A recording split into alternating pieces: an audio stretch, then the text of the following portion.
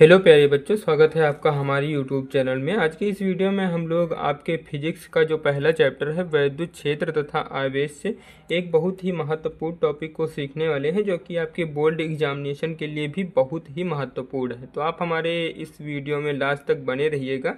ये टॉपिक आपको इसी वीडियो में अच्छे से क्लियर होगा, क्योंकि ये टॉपिक इम्पॉर्टेंट इसलिए है क्योंकि आपका जो आगे चल कर के जो डेरिवेशन महत्वपूर्ण आते हैं, जैसे वैद्युत द्विध्रुव की अक्षीय स्थिति और निरक्षीय स्थिति में व्यंजक जब जहाँ पर हम प्राप्त करते हैं, तो उनके लिए यहाँ पर इस फार्मूले को भी हमें लिखना होता है वेक्टर पी के स्थान पर। ये फार्मूला है जो कि आगे चलकर आपको पता चलेगा।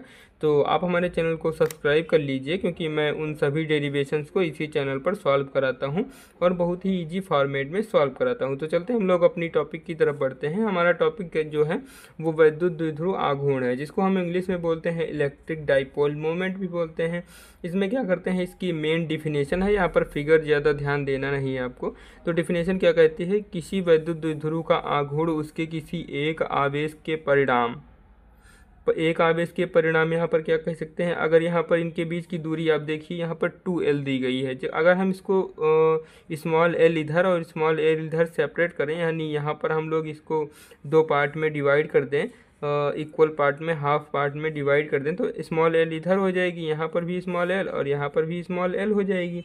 तो इसी प्रकार यहाँ पर लिखा गया है, किसी वैद्युत द्विध्रुव का आघूर्ण उसके किसी एक आवेश के परिणाम, एक आवेश आप या क्यों ले सकते हैं या फिर ये क्यों ले सकते हैं, तथा आवेशों के बीच की दूरी के गुणनफल के बराबर होता है। इसी वेक्टर पी से प्रदर्शित करते हैं, यानी ये दो जो आवेश हैं इनके बीच की दूरी और ले लें, या फिर हम इसमें से कोई एक आवेश ले सकते हैं और इनके बीच की जो दूरी होगी उसको ले सकते हैं। तो वहीं पर यहाँ पर लिखा गया है, किसी वैद्युत द्विध्रुव का आघूर्ण उसके किसी एक आवेश के परिणाम तथा आवेशों के बीच की दूरी के गुणनफल के बराबर होता है, और हम लोग इसे वेक्टर पी से प्रदर्शित करते हैं।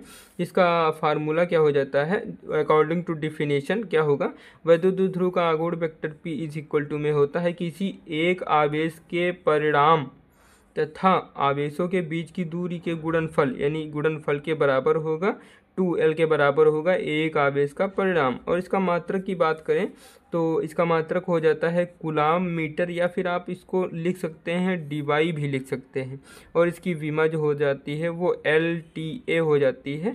और अगर बात करें ये वैद्युत द्विध्रुव की, तो वैद्युत द्विध्रुव एक सदिश राशि है जो कि आपको आगे पढ़ने को मिलेगा इसके बारे में, और इसका जो फार्मूला है ये, इसको आप याद रखिएगा। ये आगे फार्मूला जो है वो डेरिवेशंस में बहुत ही हमको हेल्प करेगा, तो आप इतना ये टर्म जो है ये याद रखिएगा। आई होप ये डिफिनेशन और फार्मूला और आप इसका मात्रक भी याद रखिएगा, ये बहुत ही इम्पोर्टेंट है।